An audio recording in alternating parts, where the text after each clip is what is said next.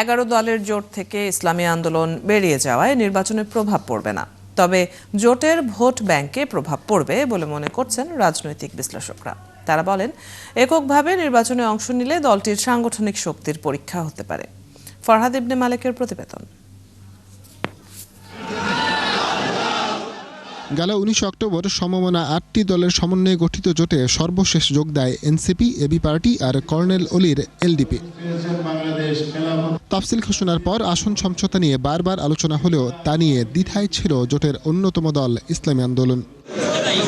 অবশেষে জোট থেকে বেরিয়ে এককভাবে নির্বাচনের ঘোষণা দলটির। 268 জন সংসদ সদস্য প্রার্থী এখনো পর্যন্ত মাঠে কাজ করছেন, তারা নির্বাচনের প্রতিদ্বন্দ্বিতা করবেন।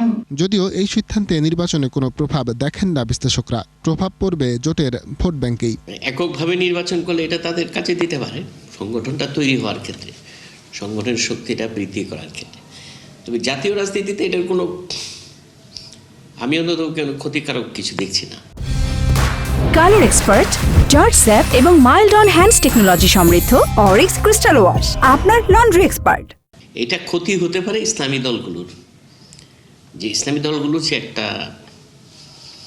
একটা ঐক্যবদ্ধ অবস্থান হতে পারতো, সেটা আর কি হলো না। তো জোট ভেঙে গেলে এটা ওভারঅল নির্বাচনের জন্য কোনো প্রভাব তৈরি করবে না, কারণ জোট তৈরি করেছিল তারা একসাথে নির্বাচন করার জন্য, বেশি ভোট পাওয়ার জন্য, বেশি সিট পাওয়ার জন্য। এছাড়া একক নির্বাচনের ফলে ইসলামী আন্দোলনের উচ্চকক্ষে আসন প্রাপ্তির সম্ভাবনাও বাড়বে বলে মত একজন বিশ্লেষকের। ইসলামী আন্দোলন হয়তো চিন্তা করছে যে আমরা নিম্ন কক্ষে যদি নাও যেতে পারি, অন্তত আমরা উচ্চ কক্ষে আমাদের যদি ভোটের সংখ্যাটা ভিজিবল হয়, এটা যদি কাউন্টেবল হয়, টোটাল কাউন্ট করলে তাদের টোটাল যে পার্সেন্টেজ অফ ভোট এটা বেশি হতে পারে এবং সেটা উচ্চ কক্ষে তাদেরকে একটা সুবিধা দিতে পারে।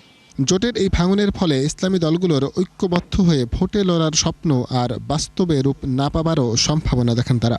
মানে এইটা ইসলামী আন্দোলন বের হয়ে যাওয়াতে যেটা হচ্ছে যে মানে ইসলামকে কেন্দ্র করে, ধর্মকে কেন্দ্র করে যে রাজনৈতিক একটা প্রয়াস চলমান ছিল, এই জায়গাতে খানিকটা এখন একটা বাধা তৈরি হবে। ফরহাদ ইবনে মালেক, 71, ঢাকা।